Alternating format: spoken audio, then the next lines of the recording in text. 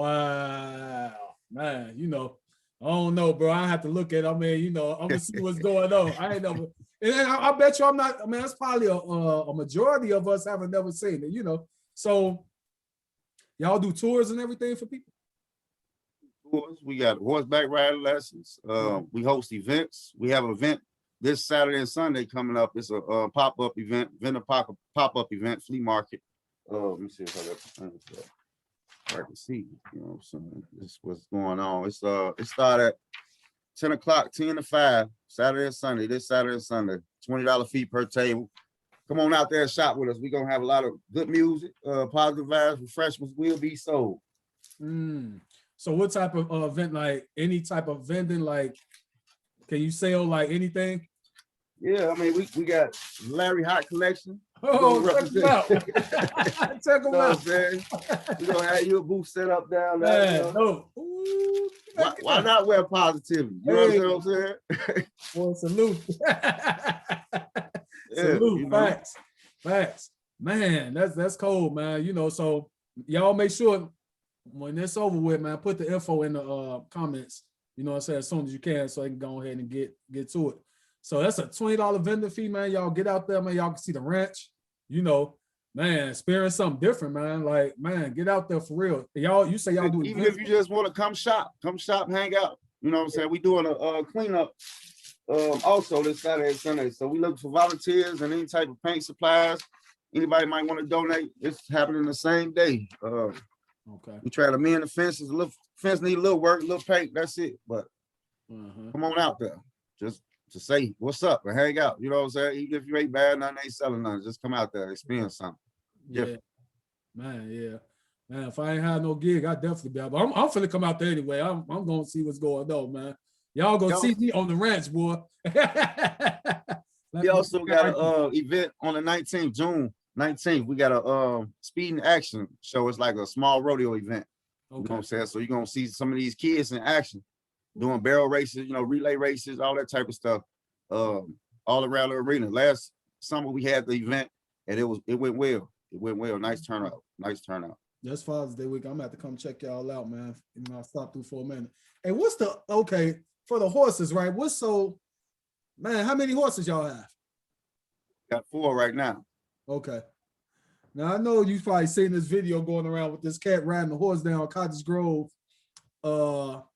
during the pandemic. What they call him? I forgot what his name. It's funny, like I actually did an event. Cowboy or something, man. Yeah. So let me ask you some legal. Is it legal? He said it was legal for him to have his horse. Don't give me the line. I don't know nothing about the law unless it pertains to me. Yes. Right. That's it. I can't talk about nobody else. Right. So he said like you ain't have to have like a special license or nothing like that to operate a horse or something. Like I don't know. I mean, I don't know. I'm ignorant to it. I don't know. That's why I say you're a resource for this type of stuff. I'm an outlaw anyway, so I don't care nothing about the law. You ain't bad about the rules. I am the law. Hey, facts. Speaking of that, man, you say you served in the military as well, right? Right. How long? I started off in the National Guard back in like 2002, and then my unit got activated to go to Iraq. And, I wasn't going, so I had with the recruiter like, hey, check it out, Joe. You know what I'm saying? He got me active duty, so I ended up going to Fort Leonard Wood, Missouri, and then South Korea after that. Okay. So, man, I ain't gonna need cap. Like, I was always scared to go. You know, they growing our era, that was what they always preach. Go to the service. I'm like, man, you know, you seeing the wars growing up and all that, man. Because you know, it was actually foot wars, like you on foot, like that versus now. That's all airstrikes. That's it. You go in, they drop there, you go in and do the cleanup. You know, what was that like, man? Like, did you ever have to go to war or like experience like, man, you had to go ahead and tell somebody you better get on out of here because before it's gonna get real or what? I mean, I did have to put a young Caucasian in the hospital, but he was another soldier because he was using the N-word, you know what I'm saying? Man, so yeah, I had to go to war amongst my battle buddies, you know, a lot of different people come from different backgrounds and they forced to unite to for a greater cause, but at the same time, people come with the same ideologies that they have inherited from their parents, you know, say racial mentality, you know, say racist mentalities and all that type of stuff. So I had to deal with a lot of that. But as far as going to war, no, they tried a couple more times. When I was in Korea, they tried to send me to Fort Hood, which was deploying to Afghanistan. Then they tried to send me to Fort Bliss, both of them in Texas, which was deploying to Iraq. But luckily, you know what I'm saying, I got into a little trouble and ended up getting kicked out. Right. Man. Ooh, yeah, man, I don't think I could have, man. I'd rather take my chance on the Chicago streets to go over there, man. Hey, that's the same thing I was saying. I'm like, man, I ain't finna be fighting for y'all, man. You know? And man, that's so crazy. You just said that you sitting up there fighting for a country, right? And this guy, he wanna still like have that mentality, like y'all not on the same team. Like, man, that's weird. Yeah, but like you say, they inherited that upbringing and that's how they see life. You probably was the first black guy he ever encountered in his life. I don't know. He said it kind of freely, like he used to saying it so easy, you know what I'm saying? But I tried to confront him as humble and peaceful as I could, you know what I'm saying? Yeah. He like, yeah, I said it all tough, you know. So I had to piece him up. Yeah. I had to piece him up. Man, that's crazy, man. So let's talk about the event space y'all have out there at the ranch. Like, okay, well, we got a outdoor and indoor space. We got a clubhouse that's outdoor, screened in with a stage, table, seating, bar area, indoor facility. We have the same amenities, bathrooms. We're working on it. It's all under construction right now because you know, we need some cash. So donate as quickly as possible. what No, can you donate to? No, serious. I know I'm trying to prepare that because Yeah. I don't have that actual the website up, none of that stuff. So I'm trying to get off the ground right now. Yeah, So right now I'm running off Cash App. You know what I'm saying? They can cash at me. D Fly Cash. DEEFLYCASH. $sign in front of that. D Fly Cash. You know what I'm saying? But come up to the ranch and send a check in the mail. We at 2729 South 13810 East Road, Pembroke Township, Illinois 60958.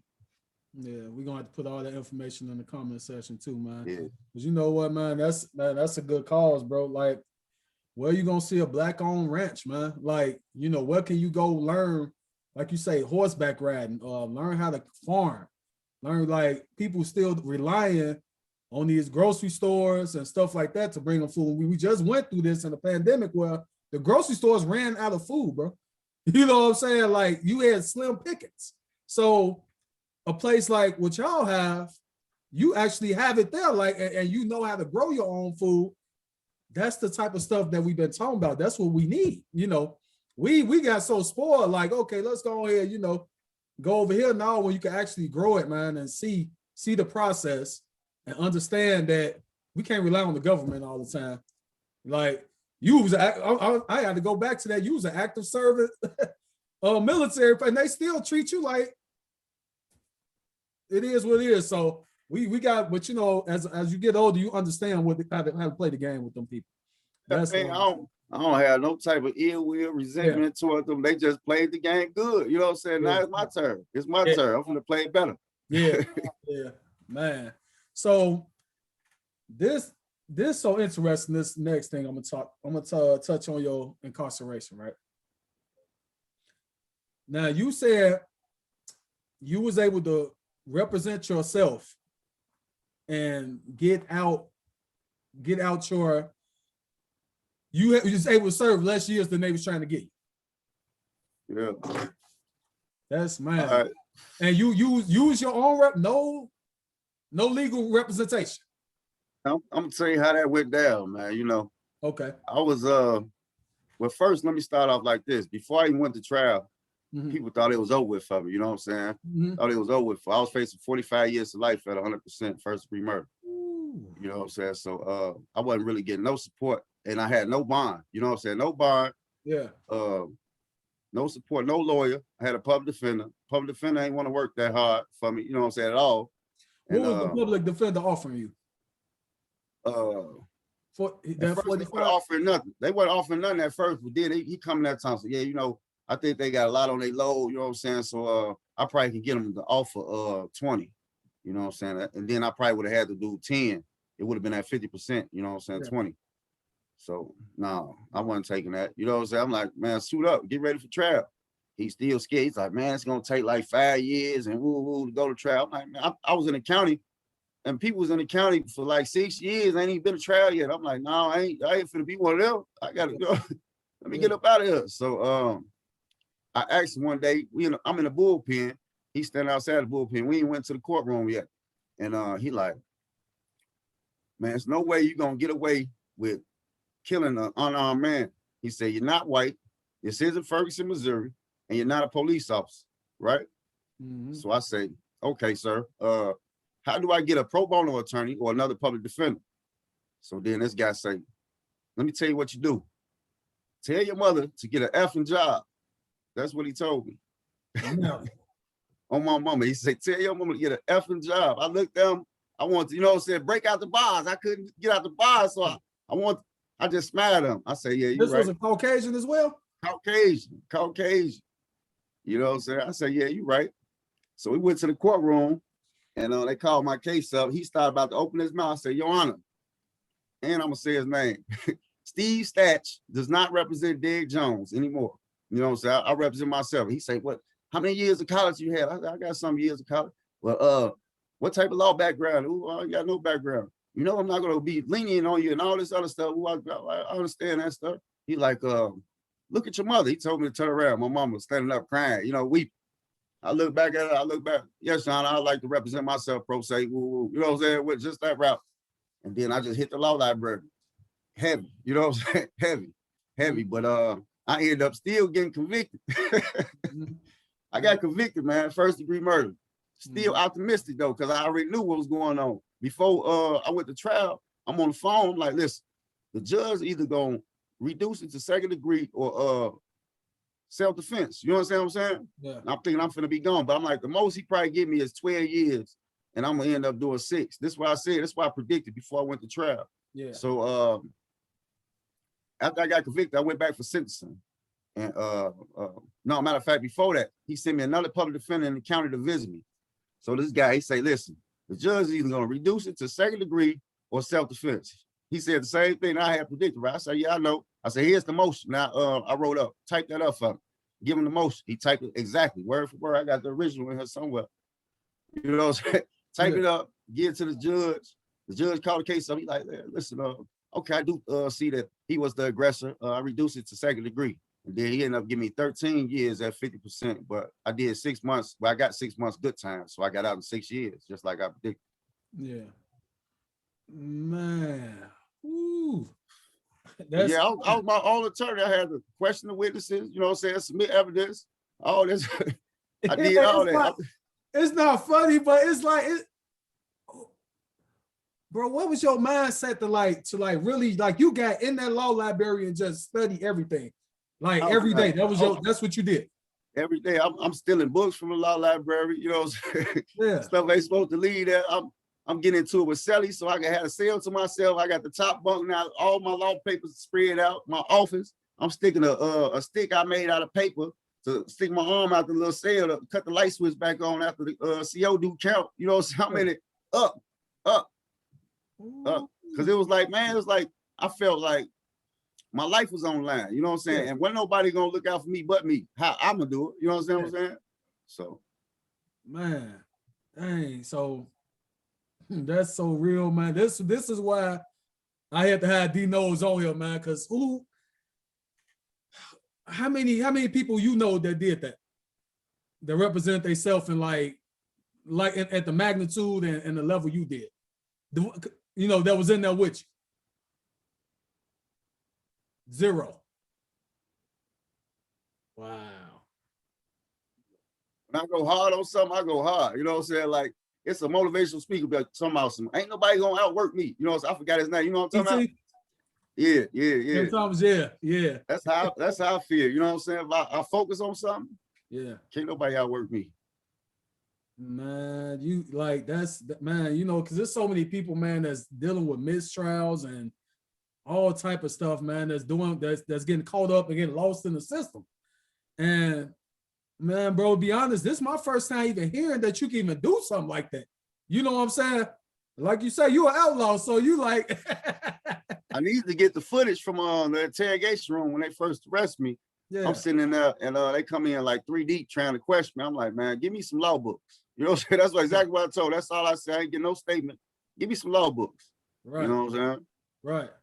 Man, like this the first I ever heard. Like, so even if you just say if there's somebody in there right now and they, like you say, got a similar situation to you where they not satisfied with what they trying to give them, and what you suggest they do? Get a lawyer. Get a lawyer, man. That's what I suggest. So what if they lawyer not same thing? They not cooperating, man. Like, do you suggest they try to represent themselves? I don't suggest nobody to represent themselves for real, because at the end of the day, they gonna be against you. Like, they didn't want to let me just outright win. You understand what I'm saying? Right. And then they had to send a public defender who was just a puppet for me, just to be there. You know what I'm saying? Just so that the state a save face. You understand what I'm saying? Yeah. So the system is against us, man. It's designed to work against us. So right, the best bet is to get a honest attorney if you can find one. You know what I'm saying? That's the best bet. Start saying, if you in that type of life you live in, whatever, start saving, have a lawyer on retainer. Yeah. You know what I'm saying? You know, put some money to the side. They don't think about that until it happened, you know. And they just get in the jam and they be like, oh man, I gotta try to come up with this, that. But yeah, I just found it very like amazing that you was able to do that. And like you said, I didn't even know you had to question these people, you know, talk to the jury and everything. Like, that's it's like a real movie, man. Golly. Hey, boy, will you let me know when that book coming? Because I need to read it. A book and a movie coming out. Man, that's crazy. I mean, it's not crazy, it's real, but it's like I never heard anyone do that. We always made movies, man. When we used to go to the club together. we made the movie, Charlie. Oh, by the way, man, listen. Dee Knows, this is my family. I'm salty. Well, I'm not salty. We didn't meet to my old man funeral. You know, rest up Pops. And I'm like, man, we full grown adults now. You know what I'm saying? And you know, stuff happens, you know, but I'm like, man. But cuz was like at the repast, my man wasn't really right. He's like, man, I'm your cousin, man. I want to kick it with you, know, this and that. I'm like, all right, man. But I was, you know, I still wasn't there in the mind, you know what I'm saying? Like, man, I was just thinking about that. But man, I'm so glad I met all y'all though, for real, bro. Like, I heard of y'all, but you know, when you grow up, man, that's why that's another thing I admire about you being a father, man. Like, I see how you roll with your kids, bro. And man, that's love. You know, Pops was around, but you know, we didn't come around. When I get up with him, we went over to Fuller Park, boxing and stuff like that. You know what I'm saying? He was getting me ready for that type of stuff, you know. But it's like, man, fatherhood. How was fatherhood being in there? I know it hurt like, dang, you know what I'm saying? I can't get to my kids, but how did you maintain the relationship? It was rough. You know, I was a single father. Started off with my boys when they was 2 and 1 years old, up until the time I got incarcerated. They was 9 and 10. Right. So they stayed with my mother while I did that little time. Yeah. And I tried to be a father over the phone, through letters, you know what I'm saying? But that was a difficult task. And then a lot of times my philosophy didn't coincide with my mother's, you know what I'm saying? So we bump heads on how they should be raised, you know? So it's like they battling 2 different programs, you know what I'm saying? So yeah, I don't know, it was rough. Right now, I'm just trying to focus on the age that they are now and what type of guidance that they can seek from me or that I can give them unintentionally, because I don't try to force no type of guidance on them because they 17 and 18 now, you understand what I'm saying? But I got 3 other kids too, you know, I got three daughters right now too. Okay. And it's been rough. When my oldest daughter, she's 13 now, she'll be 14 next month. She used to come visit me in the county and everything. We play rock, paper, scissors, you know what I'm saying, stuff like that. I talked to her, and when I got out, her personality, she seemed kind of shy, you know, and I'm like, man, so well, I actually introduced her to a friend of mine's daughter, and I seen the life come back in her, you know what I'm saying? So now we built a better bond now because of that relationship that she formed with this other child. So yeah, it's working out right now as far as the children, you know what I'm saying? I got one more on the way too right now. Oh man, you trying to build a tribe, boy. Go out. Hey man, you gotta lead. Y'all got the ranch, man. You gotta keep it going. Oh yeah. And then you know something, I learned the older you get, the smarter you get, and then that information get transferred to your DNA. You understand what I'm saying? So I think these gonna be some super genius kids. You know what I'm saying? I feel like that about my daughter. I ain't even gonna lie to you, bro. Like these kids, man, they not up here. They way swifter than we were. You know what I'm saying? Way, you know, and I don't know, like you say, it's a DNA thing, you know. I don't know, but they roll. We witnessing evolution. You know what I'm saying? That's all. We witnessing evolution because it's time as a species that we evolve further, you know what I'm saying, than what we have. Yeah, facts. Man, single father, man. How was that before you went in? Like, man, it's funny, man. I got a buddy called me today. He talking about he gonna have a podcast on about single fathers. I'm like, dang, that'll be dope because I don't really see that. You know what I'm saying? And you know, different situations of how you became a single father. Maybe you was married, it didn't work out, or you know, the your spouse deceased. You know, just different situations. You know, and he was like, he's a single father. And he was like, man, it's hard because he's like he feel like he fought tooth and nails to be, you know, with his son's mother, but it didn't work. So he's like, he's just trying to cope with it. But he say he think the more he talk about it, like in this form, you know what I'm saying, podcast show, it'll be dope. So how was you coping with it? I mean, it was rough, but the women made it easy. Oh, you a good daddy. Here, let me give you some. So the women made it easy for me, you know what I'm saying? So yeah, good looking out to all. I had a big support system too, you know what I'm saying? I could always count on my mother, my sister, you know, my brother, you know, my father, any family member, any woman that actually knew me as a friend. They watch my kids, they had taken places for me, all type of stuff, you know what I'm saying? So I had a big support system as far as the kids. Right. Yeah. That's what's up, man. I got one of my buddies. He might still be online too. He was a single father as well. He did excellent with his daughter, bro. I'm like, man, I had to salute that man. Like, that's crazy. You don't really hear about, you always hear a single mother. You don't really hear a single father. So, man, that's what's up, man. So you fought this battle, man. You've been a fighter. You've been fighting in the military. You've been fighting in the system, and you always came out on top, man. Give us the secret sauce, bro. Come on. Give us some gems. Like you got to overcome all the adversity you dealt with, man. Single father, like you a true blue fighter. Like, what's the mindset? Come on with it. Let me write some. I got my pen too and notes, man. I think it's in my nature by habit, you know what I'm saying? Because as a youth, we moved around a lot, you know. We bounced around from projects, you know, Robert Taylor's, stayed in Cabrini Green with Aunt Elle, you know what I'm saying? We stayed on the west side, all through Inglewood. We used to move like every year, basically. We just stayed in the hundreds, you know what I'm saying? I used to live in Louisiana when I was 16. I moved out and stayed with my brother down in Baton Rouge, Louisiana when I was 16. I went to 4 different high schools, you know what I'm saying? So it's like, I learned how to adapt growing up. So it's like any situation that I'm forced in, I know it's the way out. You know what I'm saying? It's better on the other side. You know what I'm saying? So I just fight through it. You know what I'm saying? The military taught me a lot too. You know what I'm saying? Taught me a lot of characteristic traits that I still utilize to this day, as far as discipline and integrity and selfless service. You know what I'm saying? Just being a nice person will get you a long way in life. You know what I'm saying? Just treat people how you want to be treated. You understand what I'm saying? So that took me a long way. That's the secret right there. That's the secret sauce. Treat people how you want to be treated. Okay. Treat people how you want to be treated. Yeah, because you know, nowadays, man, it's kind of weird. Everybody think you supposed to be this finesser, you know, on that type of level. And I'm like, man, bro, like I'm not, like you said, when you come from like nothing, like you say, had to go that upbringing like that, saying we came up the same way.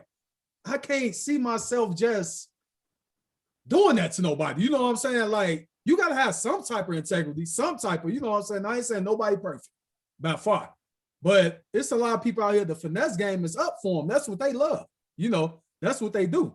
You know, ain't no treating you how you want me to treat me. No, I'm finna, if I could finesse you, they'll finesse their own mama. Oh, I see it. Yeah. I know, man. I know. Yeah. I used to be a shiesty too myself. You know what I'm saying? Yeah. I used to be a master manipulator. You know, I used to be a pimp. That's what I'm finna say. I was just gonna stop you. I was finna say, when you say mass manipulate, are you saying towards, in what type of way? Like towards women or just in life? Like I used to manipulate women. You know what I'm saying? It was easy. Yeah. I mean, it just came natural to me or something. I don't know, but I'm not proud of it.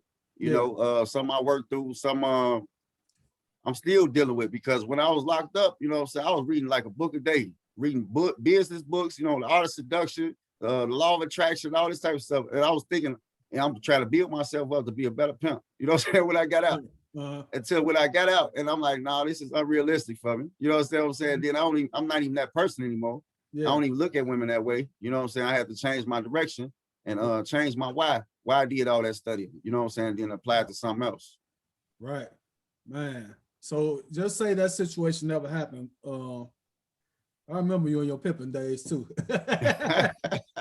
You think that you could have acquired the same mindset without going in? Or you think that really like taught you a lesson? Or I could have got the same mindset without going in, but I think the experience for me is worth value, and it allows me to empathize for others who are going through those type of situations. I could never empathize before. You know, I've never been locked up before, none of that type of stuff. Then I'm in there with all type of offenders, you know what I'm saying, for different cases, different reasons, you know. So I got to blend in with these folks, learn their ways, you know what I'm saying, see what's to them. So I learn from people, you know, I learn from other people's experiences as well as my own. So I think all of that played a big role in who I am right now. Yeah, for sure. For sure. You definitely a different dude, man. I mean, your whole demeanor different. Like, you know, your mindset is like, man, it's through the roof. Nah, I see you. Like, you know, man. you can't fake certain things. That's how I feel. You know, when it's pure and it's intentional, it's up for you. You know what I'm saying? You, like you say, you don't have no choice but to win. And it's like, that's why I tell people all the time. That's why I love this show. That's why I created it. Because it's a lot of people that's resourceful, that's tangible, that you can reach. You know, all these people they watch on this CV and on this YouTube, like, you can't reach them people. You know, y'all come to a coaching program that somebody have, like, coaching just not for life coaching, this and that. Like, you have a whole lane to where somebody could be in that same position, and it's a lot of Black men in that position where they need some coaching, man. You know what I'm saying? They need it, man. Like you say, you can relate to them. I can't relate to them. You know what I'm saying? I've never been in that type of situation, man. You know, and that's relatable, man. So, man, that's what's up. So, what's next for the academy? We got a summer youth program. It's starting up. It was going to start up the end of May, but we looking in June. The date isn't set yet. We still working on the curriculum. We just had a few talks with some schools and museum organization that's trying to bring some youth out here out here from the inner city. You know what I'm saying? We used to do that by the busload back in the day, but we have changed since then. We're trying to get that back, and just let these kids experience something different, you know, something else. Right. What's the reaction to the kids when they get out there? Like, are they like fascinated and like by the farm and everything? And you got some that are not, because, you know, they don't want to get dirty and all that type of stuff, or the smells, you know. Yeah. They kind of too bougie or something, but, you know, so it's all good. By the end of the day, I try to make them feel as comfortable as possible, you know what I'm saying? Introduce myself, learn their names, take them around, give them a tour, explain different things to them. They got a lot of questions, which is good. Yeah. You know, then they do their thing. You know, they always talk about coming back, so that's a good thing. Yeah. Wow. That's nice, man. Yeah. Most when we get the zoo, yeah, probably the zoo or something. That's the most like I ever got growing up, and like a lot of kids, they get the zoo, they get to go. So, man, and y'all got like the horseback riding as well. And you know, some Pembroke Township, as well as Hopkins Park, which is a part of Pembroke Township, is historically known for Black farmers and Black ranchers. You know what I'm saying? It's like a lot of people had navigated from the South during the Great Migration. You know what I'm saying? Came up there after slavery was over. Went to Chicago, ain't like it was too fast. Jumped over here, you know what I'm saying? Bought some land and did their thing. Land was cheap back then, you know. Yeah. So it used to be an all Black farming community, but right now it's kind of mixed. We got you know, our friends and you know, they over there kicking it. Yeah. So it's good, blended. You understand what I'm saying? It's still peaceful. Yeah. A lot of serenity, you know. Right. And was you telling me you have something like a retreat or something that, well, is something coming up, something like that? And that. Yes, sir. You know what I'm saying? It's for positive people only. You know what I'm saying? If you guys, any type of negative, anything in your soul, any envious ways, any jealousy, any hate towards anybody, stay home, please. Please stay home. This is for positive people only. We looking for really business-minded people. We trying to come out, you know what I'm saying, kick back, like-minded individuals with growth mindsets, you know what I'm saying, where we can sit around and network and build and relax too at the same time. Because a lot of times you become stressful when you're in environments with people who don't share your same vision or don't think as big as you. So I think if we had a collective of people thinking big, man, I think the sky's the limit. You know what I'm saying? The sky's the limit. What could happen? What could occur from that event alone? Right. Just making those connections.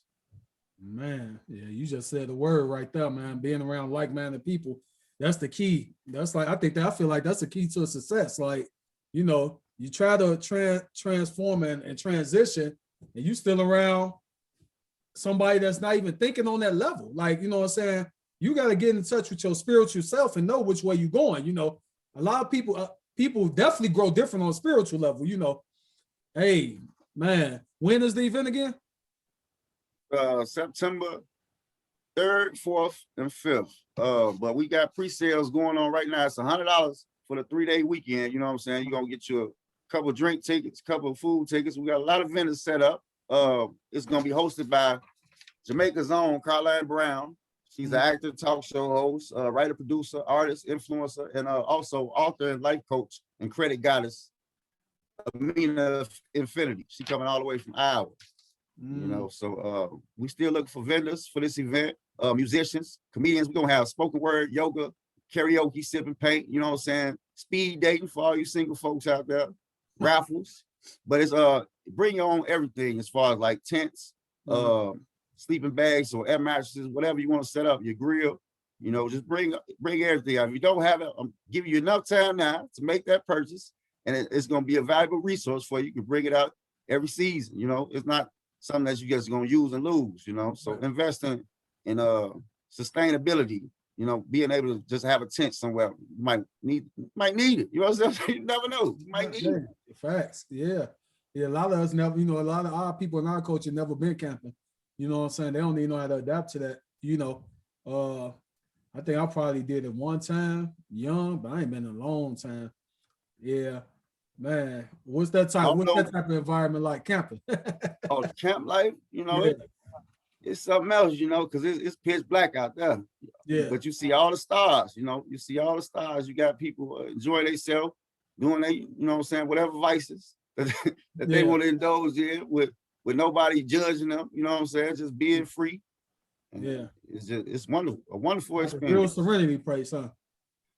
Facts. Outside, you know what I'm saying, on purpose. Right. Man, I think, man, you know what, I tell people all the time too, man, you got to get out your comfort zone, do something that's going to make you uncomfortable, and you be like, you know what, you'll overcome a lot of fears and adversity, and like a lot of stuff, you will be like, man, I did this. Oh, I know I can. What? That other stuff ain't gonna be nothing, you know. Man, you know, you might have to fight with a a snake or something, but you'll be out my best player. Oh man, No. I ain't seen one of them in a minute. Right, you know what I'm saying? But man, that's something, man. Hey, we gonna have all the information. I'm definitely gonna be sharing the post, and I'm gonna try to make my way out there. That's a busy weekend, but no, I'm coming. I want to see, I just want to see the whole process, man. I'm really like intrigued by it. Like, man, this is something, man, like I really feel that's a resource for the Black community, you know. And man, them tours, man, y'all give tours and everything. What days? Like, is it every day or Well, will we you ask set up people a to tour call with in you? and set up an appointment. Set up an appointment. You know what I'm saying? We'll take care of you like that. Right. You know? Facts. Man, that's what's up, man. So, man, okay. So my last question, man, where you see Dee Knows and the tribe in 5 years, man? Where y'all going with it? Yes. Hopefully we'll be going to Africa with it. You know what I'm saying? That's a We'll goal. be going. That's the goal. You know what I'm saying? That's the major goal. I don't know if you checked out my vision board or not. Yeah, I checked it out. Thanks. Okay, yes, it's a collage of things, but that's like my focal point. I feel like Marcus Garvey was my hero. You understand what I'm saying? Yeah. He was my hero, and I haven't really seen another movement as big as that since then. Yeah. And I think now's the time, you know. So what I'm doing right now is just practicing. You understand what I'm saying? I'm practicing for when I do take that voyage to the motherland. Man, that's what's up, man. A lot of people so sleep on Marcus Garvey. I did one of my shirts, a red, black, green shirt. And I know Marcus Garvey, man. It's dope. They do it like a lot of people gather around Juneteenth time. They just understand Juneteenth, but they don't understand the Marcus Garvey movement. You know, so people like you, me, whoever, you know, I don't fault them because you know what I'm saying? Hey, we learned ourselves, you know, the way everybody learned differently, but definitely, man, we need to know a lot of our history because when you think of they think of the movement, the civil rights movement, they think of Martin Luther King, you know, that's who they put in the forefront, which Dr. King did his thing, but man, you can't forget about Marcus Garvey. You can't. You can't compare him to nobody else. You know what I'm saying? To me, not even the great leaders like Martin Luther King, like you just mentioned. You know, it's no comparison. It's like apples and oranges. They had two different ideas, but they both were great. You know what's crazy is Marcus Garvey. He set August 31st to be a holiday, international holiday for Blacks, and that's actually my birthday. Wow. August 31st. Wow, that's dope. Yeah. Man, you know, it's so many. That's why I say, man, that's why I connect these resources, man. We got so many leaders, man, that's just, we don't have the platform yet, but I just see the vision, man. It's so many platform right here. This the platform. Oh, facts. But now, you know, and I'm just gonna be honest with you. You know how people look in the lens of other stuff like, oh, okay, it's at this platform right now. They want you to be in this clout chasing world, but I'm not. I can't do it, man. I can't pull myself to do it. But the platform, like you say, it's building because the real people that's gonna survive, they're gonna come right to it because they need it. It's gonna be, you're gonna need this. You know what I'm saying? You're gonna need to educate yourself. You know what I'm saying? And I'm bringing the resources to y'all. Every guest I have on here is a resource, I'm telling y'all. And when we all collab together, it's up. We got so many resources. So, man, that's it from, man. Thank my family, D-Fly, for coming in, man. You got any last words for the people, man? Yeah, check me out on YouTube, DIY Black Man. DIY Black Man. I'm be uploading some footage real soon. It's a process though. I don't have no help. You know what I'm saying? I'm doing everything by myself. That's why I do it yourself, Black Man. You understand what I'm saying? Right. So right. I'm my own videographer. I'm trying to write this book. Look out for the book. Look out for this docu-series coming up. Look out for the movie. Just be humble, be nice, and I appreciate the time, man.